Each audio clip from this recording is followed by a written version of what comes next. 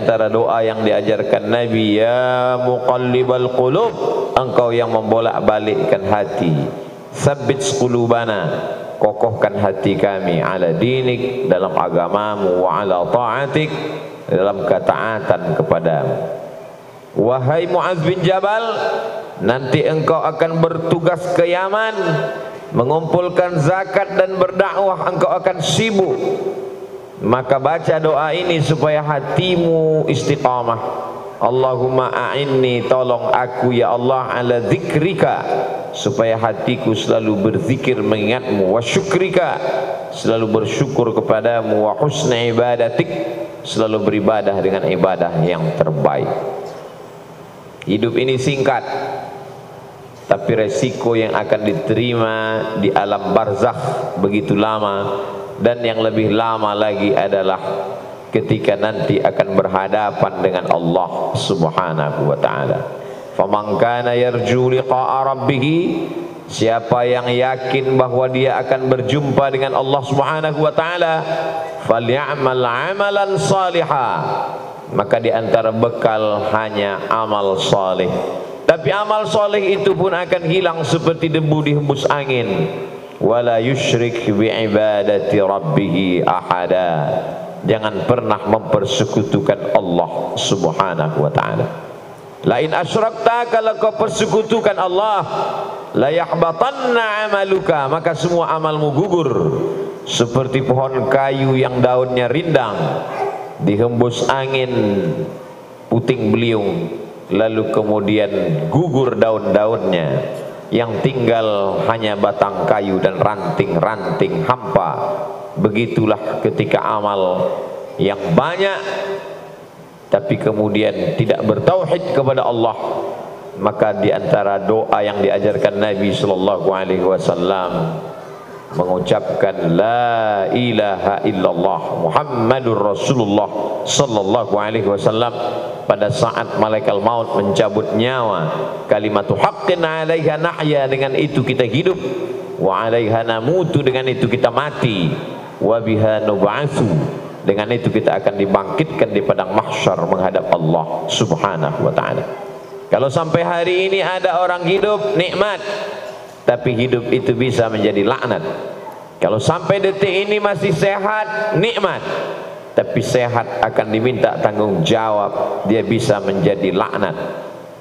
Yang menjadi rahmat adalah ketika mulut masih mengucapkan alhamdulillah wa syukrulillah wala haula wala quwwata illa billah. Faqsusil qasasa, ceritakan kisah nabi-nabi itu, la'allakum yatafakkarun, supaya manusia berpikir. Bagaimana kematian anak amat sangat menyakitkan bagi Nabi Ayyub alaihissalam. Tanamannya kering kerontang, ternak-ternaknya mati, anak meninggal dunia. Tidak cukup dengan itu, datang penyakit kulit yang tidak berkesudahan. Apakah Nabi Ayyub mengeluh? Tidak. Istrinya Rahmah yang tidak tahan dengan penderitaan itu. Berdoalah Ayyub supaya Allah menyembuhkanmu. Nabi Ayyub tidak ada menyebutkan sakit dalam doanya. Dia tidak ada minta sembuh. Dia hanya berkata, Rabbi anni massaniyad-dur, ya Allah, aku kena musibah. Wa anta arhamur rahimin, engkau maha kasih di antara yang pengasih, engkau maha sayang di antara yang penyayang. Dia tidak ada menyebut sembuhkan aku sudah sakit, aku seorang nabi, anakku meninggal, ternakku mati, tanamanku kering. Dia tidak ada menyebut. Dia malu berkeluh kesah kepada Allah Subhanahu wa ta'ala. Orang yang sudah jatuh cinta kepada Allah, maka semua yang dilakukan Allah itu indah. Walaupun ternaknya mati, Allah tetap indah. Walaupun kebunnya kering, Allah tetap indah. Walaupun anaknya meninggal, Allah tetap indah. Walaupun anak-anaknya meninggal dunia, Allah tetap indah. Tapi tak semua orang yang berada di sekeliling kita melihat Allah indah ketika yang diberikan Allah tak sesuai dengan keinginannya. Ketika dia ingin punya anak, ternyata anak tidak kunjung tiba, dia katakan Allah tidak indah. Ketika dia ingin ternaknya beranak pinak subur, ketika yang datang adalah penyakit kematian, dia katakan Allah tidak indah. Padahal Allah itu innallaha jamilun, Allah maha indah, yuhibbul jamal, Allah suka kepada keindahan. Tapi seringkali kita mengatakan indah menurut hawa nafsu kita. Kalau tidak sesuai dengan yang kita inginkan, kita katakan tidak indah. Allah kalau sudah memasukkan cinta ke dalam hati seorang hamba, maka apapun yang diberikan Allah indah. Masuk di dalam perut ikan di tengah malam, gelap lautan, 3 kegelapan, gelap malam, gelap lautan, gelap perut ikan, tidak indah. Tapi yang keluar dari mulut Nabi Yunus bukanlah sumpah serapah caci maki.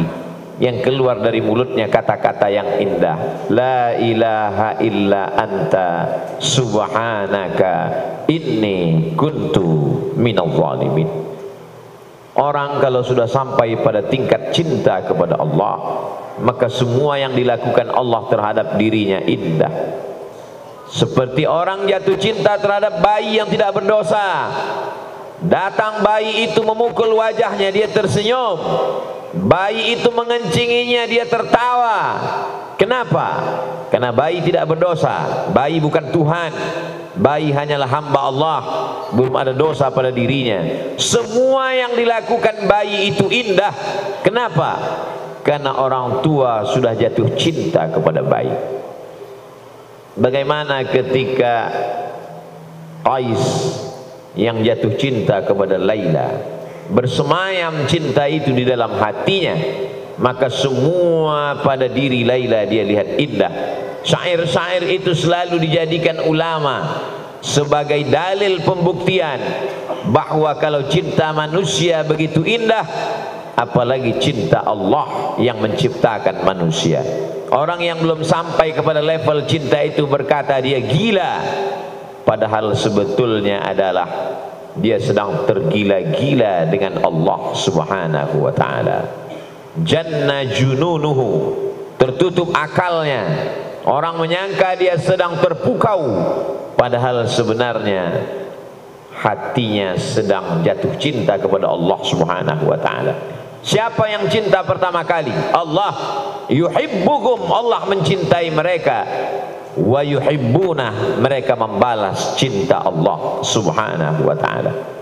Ya bunayya, wahai anakku, inni ara fil manam, aku lihat dalam mimpiku, anni azbahuka, aku menyembelih lehermu, fanzur madza tara, apa pendapatmu? Apa jawab anak yang juga cinta kepada Allah? Ya abati, wahai ayahku, if'al ma tu'mar, laksanakan apa yang diperintahkan Allah. Satajuduni insyaallah minas sabirin, insyaallah aku sabar menerima apa yang diberikan Allah Subhanahu wa ta'ala. Kalau sesuai keinginan kita dengan yang diinginkan Allah, maka bersyukurlah. Kalau tidak sesuai yang diharapkan dengan apa yang diberikan Allah, maka bersabarlah. Ajaban li amril mu'min, orang yang percaya kepada Allah itu mengagumkan. In asabathu dharra, in asabathu sarra, kalau yang datang itu menyenangkan hatinya, syakar, dia bersyukur, kana khairal lahu, itu baik baginya. In asabathu dharra, kalau yang datang itu tidak menyenangkan hatinya, tak sesuai dengan yang diinginkannya, sabar, dia tetap bersabar, kana khairal lahu, itu pun baik baginya. Orang yang bersyukur diberikan Allah, la in syakartum la azidannakum. Orang yang bersabar diberikan Allah, innama yuwaffas sabiruna ajrahum bighairi hisab. Tidak ada yang tidak indah bagi orang yang sampai pada hakikat keindahan Allah. Semua yang dilakukan Allah baik, semua yang diberikan Allah baik, walaupun tidak sesuai seperti yang dia inginkan. Hari ini kita sedang berhadapan dengan manusia-manusia yang memaksa Allah untuk mengikut keinginannya, sehingga kalau sesuai dengan yang dia minta, dia katakan Allah hebat. Tapi kalau tidak sesuai dengan kemauannya, maka dia tidak mau lagi beribadah kepada Allah. Sejak kapan Allah mengikut hawa nafsu? Sejak kapan Allah menjadi mengikuti keinginanmu? Kita di hadapan Allah seperti mayat yang sedang dimandikan orang. Jenazah tidak pernah melawan. Jenazah dimiringkan ke kanan, tangannya, hidungnya dicuci, dibasuh, disiram air. Kalau jenazah saja di hadapan orang yang memandikannya begitu lemah, bagaimana dengan kita di hadapan Allah Subhanahu wa ta'ala? Hakikat manusia adalah lemah. Hakikat makhluk adalah makhluk. Dia tidak pernah menjadi khalik. Kalau kita paham hakikat ini, kita akan dapat tersenyum atas semua pemberian Allah Subhanahu wa ta'ala, walaupun sesuai dengan yang kita inginkan ataupun tidak kita inginkan. Allah ceritakan nabi-nabi itu dalam Al-Quran, la'allahum yatafakkarun, supaya kita berpikir. Kurang hebat apa lagi Nabi Nuh alaihi salam, tapi ketika tak sesuai dengan yang Allah berikan. Kurang hebat apalagi Nabi Ibrahim alaihi salam, tapi tak semua yang dia jalani itu sesuai dengan yang kita inginkan. Kurang hebat apalagi Nabi Musa alaihi salam, tapi dalam kehidupannya juga penuh dengan tetes peluh keringat dan air mata. Belum lagi dia mukallaf, belum lagi dia berakal, dia terpaksa mesti dihanyutkan di tengah sungai Nil. Sesuatu yang di luar logika akal manusia, tidak indah menurut kita, tapi begitu kehendak Allah Subhanahu wa ta'ala. Dibesarkan di istana Fir'aun sampai akhirnya Allah mesti mengeluarkannya, jatuh menjadi pengembala kambing. Thamaniyah hijaj, 8 musim, 8 tahun lamanya. Tidak indah bagi kita, tapi begitu kehendak Allah. Innama amruhu idza arada syai'an ay yaqula lahu kun fayakun. Kalau ada dalam hidup ini tidak indah, padahal kita sudah berbuat baik, berniat baik, berpikir baik, berkata baik, berbuat baik, datang tidak baik, satu-satunya kunci hanya husnuzan kepada Allah Subhanahu wa ta'ala. Husnuzan kepada Allah itu indah. Innama ana inda husni zanni abdi bi, aku menurut prasangka hambaku kepadaku. Satu-satunya cara menerima keputusan Allah hanyalah ridha. Makanya sebelum matahari terbit kita katakan raditu billahi rabba, aku ridha engkau sebagai Rabbku, aku ridha engkau sebagai penciptaku, aku ridha engkau sebagai pengatur hidupku. Kuserahkan semuanya kepadaku. Setelah aku berusaha, setelah aku berdoa, setelah aku bertawakal, puncaknya adalah ridha. Hanya orang-orang yang ridha kepada Allah yang diundang menemui Allah. Ya ayyatuhan nafsul mutmainnah, wahai jiwa yang tenang. Mengapa jiwa itu tenang? Karena dia sudah ridha sampai kepada level maqam tertinggi, maqam ridha. Irji'i ila rabbiki, kembalilah engkau menghadap Allah radiyatan mardiyah, engkau ridha dan Allah pun ridha kepadamu. Setelah ridha, fadkhuli fi ibadi, masuklah bersama hamba-hambaku yang ridha. Wadkhuli jannati, masuklah ke dalam surgaku. Karena hanya orang-orang yang ridha kepadaku lah yang masuk ke dalam surgaku. Tapi hati kita belum tentu ridha terhadap semua keputusan Allah. Hati itu keras, hati itu melawan, hati itu berontak. Aku sudah sholat, aku sudah puasa, aku sudah berzikir, aku sudah sedekah, sudah bangun masjid, kenapa tidak sesuai seperti yang kuinginkan? Ada satu yang belum. Mungkin kau sudah ikhlas menggunakan hartamu, mungkin kau sudah tulus menggunakan nyawamu, tapi satu yang belum, kau belum ridha menerima keputusan Allah Subhanahu wa ta'ala. Sehingga ketika orang sudah masuk ke dalam surga, Allah bertanya, "Madza turidun?" Hai penghuni surga, apa yang belum kalian dapat? Jannatin tajri min tahtihal anhar, surga beserta isinya, taman-taman yang indah, semua sudah dapat.